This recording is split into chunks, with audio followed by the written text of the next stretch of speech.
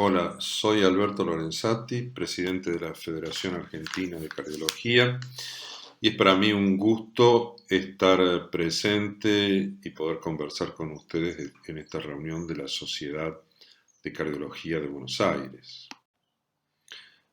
Hoy vamos a referirnos a prevención cardiovascular en los pacientes diabéticos, si debemos controlar de igual manera los factores de riesgo y nos vamos a enfocar específicamente en dislipidemias. Estos son mis potenciales conflictos de interés. Como sabemos, la enfermedad cardiovascular de origen aterosclerótico es la primera causa de mortalidad en el paciente con diabetes. Estos datos de una corte de casi 2 millones de individuos en el Reino Unido da cuenta que la enfermedad arterial periférica, el fallo cardíaco, la angina estable, el infarto de miocardio no fatal y el stroke son causa muy común de presentación, de primer presentación de enfermedad cardiovascular aterosclerótica. A la derecha en la diapositiva ustedes pueden ver el riesgo respecto al no diabético de angina estable es un 60% más, angina inestable 50% más, infarto de miocardio, muerte coronaria otro tanto, y ustedes pueden ver que quizás lo que más aumenta es la enfermedad arterial periférica, que aumenta 3 veces en el individuo diabético respecto del sujeto que no es diabético. Esta diapositiva realmente me gusta mucho mostrarla porque da cuenta de la verdadera dimensión del riesgo en el paciente con diabetes. A pesar de las grandes mejoras en el tratamiento de la diabetes, los pacientes siguen sufriendo, diríamos, una importante reducción de la expectativa de vida. Más de la mitad de ello se puede atribuir a la enfermedad cardiovascular aterosclerótica y por lo tanto un individuo con diagnóstico de diabetes a los 40 años y que haya sufrido, por ejemplo, un infarto o un stroke, tiene una pérdida de más de 12 años de expectativas de vida. Esto justifica ampliamente la terapéutica con estatinas, por ejemplo, y la reducción intensiva del LDL con objetivos lipídicos que ya vamos a charlar más en detalle, adicionales para el paciente con diabetes. Es muy importante que lo que hoy conocemos como dislipemia del diabético, ustedes recordarán que hace muchos años atrás era considerada un tipo de dislipidemia secundaria. Bueno, no, hoy sabemos que la dislipidemia que tiene el paciente con diabetes, lo que llamamos dislipidemia aterogénica, y que es común, por ejemplo, en un paciente que sea prediabético, que tenga síndrome metabólico, etcétera. Y hay que estar muy atentos porque se caracteriza no solamente por cambios cuantitativos, sino también pueden ser cualitativos que no son tan objetivables en el análisis corriente. Por ejemplo, hay un aumento de kilomicrones por mayor producción y menor catabolismo, aumento de VLDL, que esto se traduce en aumento de triglicéridos, hay mayor cantidad de partículas, mayor producción y menos catabolismo, ya vamos a ver sobre ello. Es curioso e importante saber que el LDL colesterol puede no estar aumentando o apenas aumentado o levemente aumentado, pero predominan francamente las partículas pequeñas y densas y finalmente las HDL están enriquecidas con triglicéridos, hay mayor catabolismo y esto se expresa en el análisis como un nivel bajo de HDL colesterol. Por lo tanto, si podríamos decir cuáles son los cambios fundamentales de la dislipidemia del diabético, yo les diría, parece la tormenta perfecta. Hay una mayor producción de VLDL, Esto, por supuesto, hay una mayor afluencia de ácidos grasos al hígado, también la insulino resistencia contribuye en buena manera, pero lo que es importante tener en cuenta es que hay un cambio de colesterol por triglicéridos entre VLDL y LDL, o sea, las LDL, que son ricas en colesterol, le ceden colesterol a las VLDL a cambio de triglicéridos. Por lo tanto, las LDL que están enriquecidas con triglicéridos y que rápidamente lo pierden en el torrente circulatorio por efectos de la lipasa hepática, se transforman en LDL pequeñas, que son más densas y muy heterogénicas, muy pasibles de oxidarse y formar parte del fenómeno aterosclerótico. El otro hecho es que también las HDL ceden colesterol a las VLDL a cambio de triglicéridos y de nuevo, por acciones de la lipasa hepática y endotelial, las HDL pierden esos triglicéridos, son más pequeñas, más densas y está aumentado el catabolismo a nivel renal. Y por lo tanto, las VLDL, que son muy ricas en triglicéridos, ahora están enriquecidas con colesterol, sus remanentes, que son más pequeños, más densos, y por ser precisamente de un tamaño menor, pueden introducirse en el subendotelio de las arterias y, como decíamos, formar parte del desarrollo del fenómeno de aterosclerosis. Por lo tanto, el concepto clásico de la retención de partículas de LDL tiene que ser reemplazado por una visión más amplia. O sea, pueden formar parte del desarrollo de la placa aterosclerótica no solamente las LDL, las IDL y los remanentes de las lipoproteínas ricas en triglicéridos.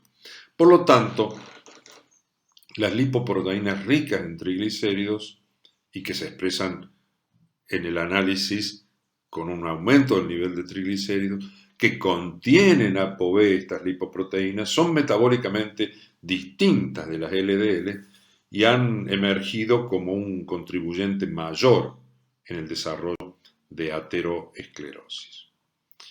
El tema de los triglicéridos ha sido controvertido durante años sin que esa controversia se haya definitivamente aclarado, si vale el término. Sin embargo, hay mucha evidencia reciente de estudios, por ejemplo, observacionales. Esto es un metaanálisis de más de 1 millón de individuos que nos dice que un nivel de triglicéridos de menos de 90 se correlaciona negativamente con mortalidad cardiovascular y mortalidad total.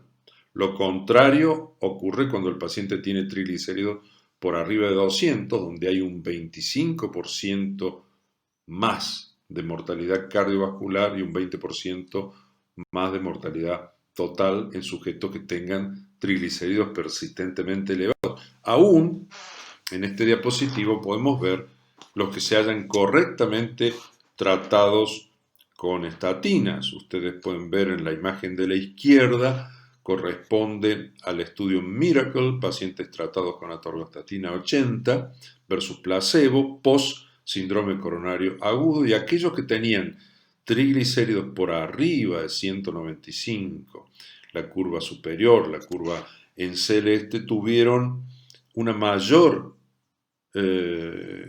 tasa de eventos cardiovasculares que los que tenían niveles inferiores a 135, pese a estar, insisto, tratados con estatina. Y en el ejemplo de la derecha, el estudio DAL Outcomes mostrando prácticamente lo mismo, también eran pacientes, era otra intervención con un inhibidor de CETP, pero los pacientes basalmente estaban correctamente tratados con estatina. Una vez más, la curva en celeste muestra que aquellos sujetos con triglicéridos por arriba de 175 tuvieron más eventos cardiovasculares. Respecto de la importancia clínica de considerar el no HDL colesterol,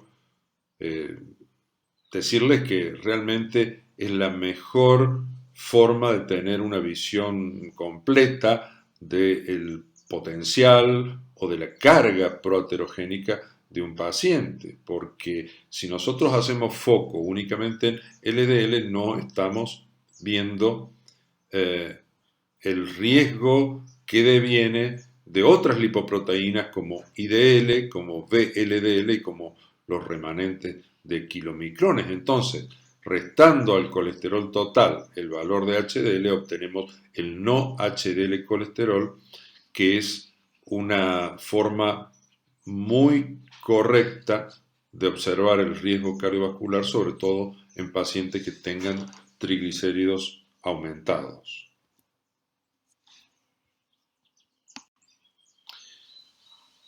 Aunque la forma mejor discriminada es hacer una determinación de ApoB, este estudio en pacientes diabéticos nos muestra una excelente correlación entre el nivel de no HDL colesterol con los valores de ApoB. O sea, en la práctica, si no podemos hacer la medición de ApoB, el no HDL colesterol puede servirnos. Pero hay que tener en cuenta, porque muchos laboratorios que no realizan la determinación directa utilizan el cálculo del LDL por fórmula, que por ejemplo la fórmula de Friedewald subestima el valor de LDL colesterol o lo sobreestima, dependiendo, siempre cuando los triglicéridos están aumentados. Por ejemplo, veamos un caso práctico. Un paciente con un colesterol total de 162, HDL de 35, LDL 68, podría ser dentro de las metas clásicas, de menos de 70, y triglicéridos de 295. Si nosotros utilizamos una nueva fórmula, que es la fórmula de Martin Hopkins, que está disponible en una app, que es un calculador, y ponemos estos valores, colesterol 162, HDL 35 y triglicéridos 295, vamos a ver que el LDL colesterol no es 68, es 91. O sea, es mucho más alto de lo que pensábamos o de lo que inicialmente habíamos considerado cuando utilizábamos la fórmula que divide a los triglicéridos por 5, cuando el factor, en este caso, con triglicéridos aumentado, es 8.3. O sea, esto es para tener en cuenta y no llevarnos a confusión, porque esto tiene implicancias en las decisiones terapéuticas. Las guías europeas de dislipidemia recientes han, reformulado, recategorizado el alto y el muy alto riesgo cardiovascular. Y ustedes ven que los diabéticos están o en el alto riesgo o en el muy alto riesgo cardiovascular, y por lo tanto siempre van a necesitar de una intervención, en este caso con estatina. En el muy alto riesgo cardiovascular están los diabéticos con enfermedad cardiovascular documentada, los diabéticos que tengan lesión de órgano blanco o 3 factores de riesgo adicionales, o los diabéticos tipo 1 de larga data. En el alto riesgo, un diabético sin daño de órgano blanco o un diabético con más de 10 años de evolución o con otro factor de riesgo. O sea, en alto riesgo, que para estas guías el objetivo LDL es menos de 70, o muy alto riesgo, que para estas guías el LDL objetivo es menos de 55, abarca a la inmensa mayoría, por no decir a casi todos los diabéticos. Pero estas guías también han planteado la importancia de ver el valor de los triglicéridos. No hay meta, pero menos de 150 es un indicador de un riesgo menor y cifras persistentemente aumentadas, digamos, entre 135 y 500, a pesar del tratamiento con estatinas, las guías europeas plantean la necesidad de, por ejemplo, considerar la utilización de ácidos grasos omega 3, especialmente EPA. Para el no HDL colesterol, el objetivo que plantean las guías europeas para el muy alto riesgo es no HDL menos de 85 y para el alto riesgo cardiovascular no HDL menos de 100. En el mundo real, el control lipídico en los pacientes en general y en los diabéticos en particular es bastante deficiente. Estos son datos de un estudio, una especie de metaanálisis de estudios en pacientes, control lipídico en pacientes con diabetes, y ustedes pueden ver que aquellos sujetos sin historia de enfermedad cardiovascular, en quienes, de acuerdo a las metas clásicas, el objetivo podría ser el LDL menos de 100, se cumple solo en un 40-50% y solamente en un 15% de los pacientes con diabetes e historia de enfermedad cardiovascular, para lo cual la meta clásica era, y vamos a volver después con lo de las guías europeas, menos de 70. O sea, en el mundo real los datos nos muestran de que no hay un buen control lipídico en los pacientes con diabetes. ¿Cuáles son las herramientas? Bueno, el gold standard son las estatinas, que han demostrado ser completamente efectivas en pacientes con diabetes. Esto es un subanálisis del estudio CTT. Son casi 20.000 pacientes con diabetes, con enfermedad cardiovascular o sin enfermedad cardiovascular. Siempre hay un claro beneficio, 22 a 23% de disminución del riesgo en los pacientes tratados con estatinas, ya sea con estatinas versus placebos, o sea, estatinas de alta intensidad versus las estatinas de baja intensidad.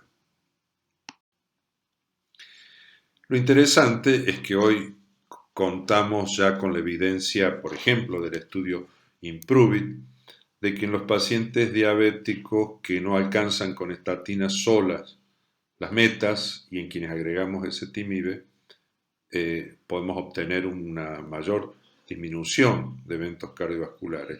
Y en el estudio IMPROVE-IT, pacientes post-síndrome coronario agudo, tratados con estatina sola versus estatina con ezetimibe, en los pacientes con diabetes se obtuvo el mayor beneficio. O sea, en este subgrupo de pacientes, si bien en la corte completa hubo un claro beneficio, pero hubo mayor disminución de eventos, también hay que decir eran pacientes de más riesgo, en los sujetos con diabetes. El otro medicamento disponible en Argentina son los inhibidores de PCSK9 en pacientes con diabetes tipo 2 y dislipidemia. Nosotros presentamos un estudio en casi 1.000 sujetos diabéticos tratados de base con estatinas y en quienes se agregó evolocumab versus placebo, y ustedes pueden ver claramente en este diapositivo el agregar el anticuerpo monoclonal de aplicación subcutánea evolocumab anti-PCSK9 produjo una disminución de casi el 72% del LDL respecto del basal, y el 90% de los pacientes llegaban a esa meta de menos de 70. Después vamos a ver con esta intervención cuántos llegan a la meta recientemente propuesta de menos de 55. O sea, la inhibición PCSK9 en un sujeto con diabetes tratados con estatina es una indicación que cuando es necesaria es realmente muy efectiva. Aquí podemos ver en otros parámetros lipídicos del mismo estudio que nosotros publicamos en casi 1000 pacientes con diabetes, tratados con estatinas más evolocumab o placebo, el no HDL colesterol disminuye 60% en promedio, la apoproteína B100 55% en promedio y los cambios en triglicéridos y en HDL son muchísimo más modestos.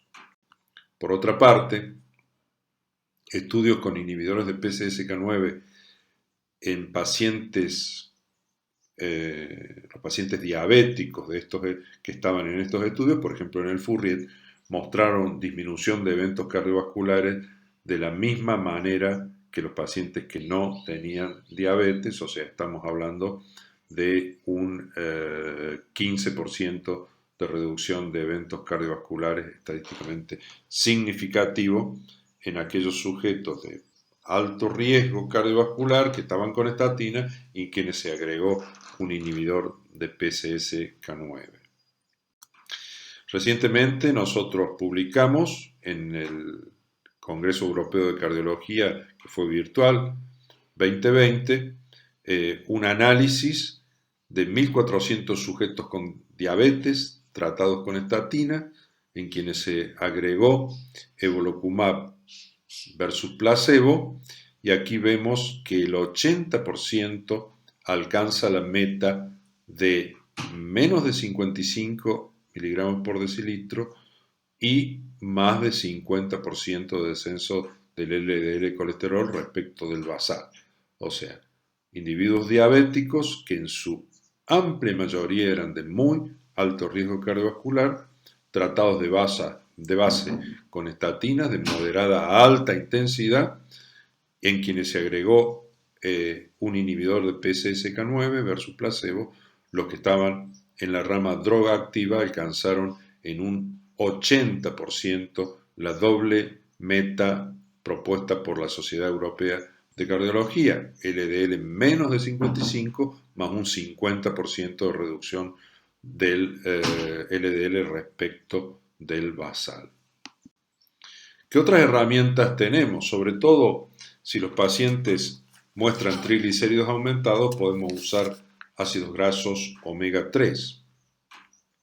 Con los ácidos grasos omega 3 la historia ha sido algo controversial. Ha habido estudios positivos, como el JELIS, en más de 18.000 individuos en Japón, 19% de disminución del punto final primario, pero ha habido otros estudios como el alfa omega o el origin que mostraron una disminución no significativa en el punto final primario.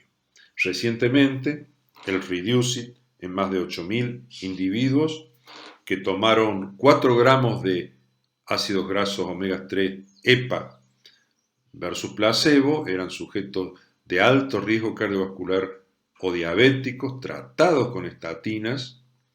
El nivel de LDL era de aproximadamente 75 miligramos por decilitro, pero los triglicéridos estaban altos, por arriba de 200, y aquí en el seguimiento a casi 5 años hubo un 25% muy significativo de reducción del endpoint primario, que era un combinado de eventos cardiovasculares, un MACE combinado.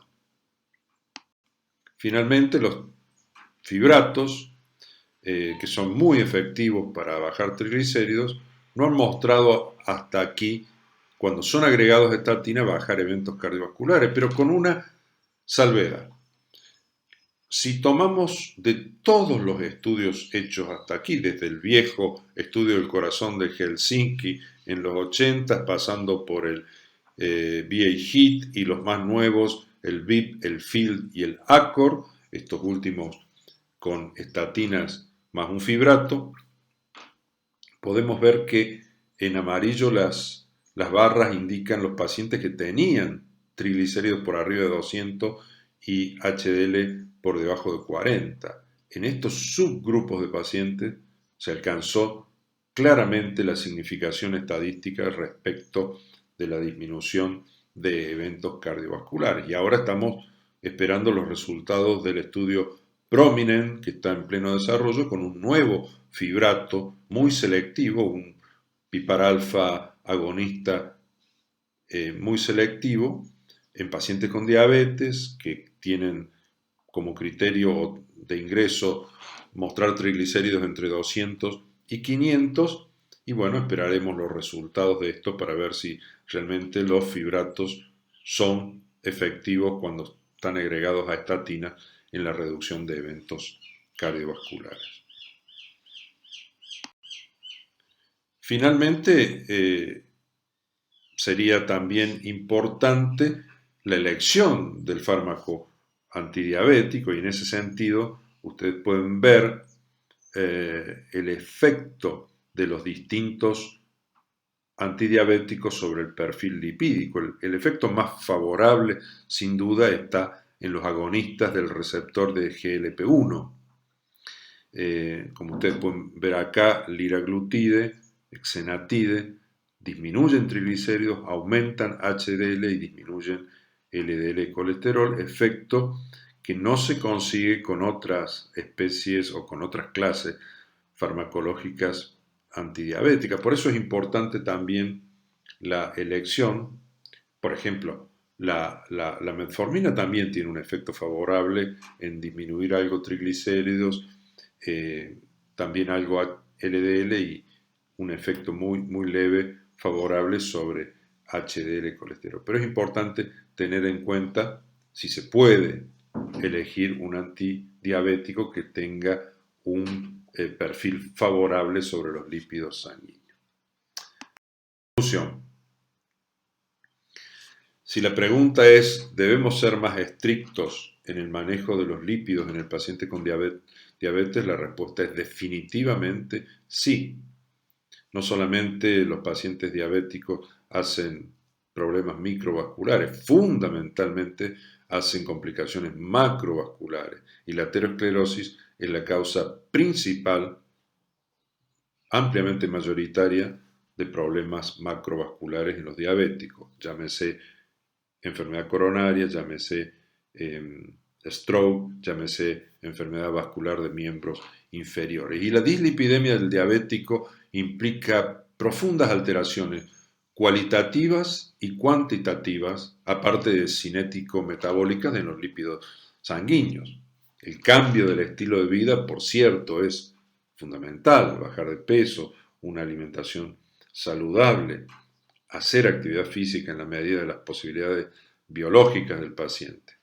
La prioridad, sin duda, es el control del LDL colesterol, y las estatinas en dosis adecuadas deben darse, por supuesto, de acuerdo al riesgo del paciente. Como hemos dicho, si no es muy alto riesgo, será alto riesgo, pero siempre el riesgo cardiovascular está enormemente aumentado en los diabéticos.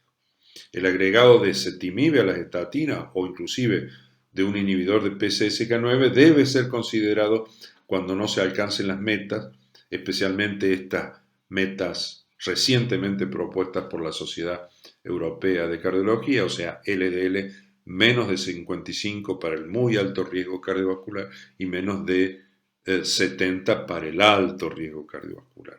Finalmente, los ácidos grasos omega 3, EPA, o incluso fibratos deben ser considerados cuando los triglicéridos se encuentren persistentemente aumentados. Muchísimas gracias.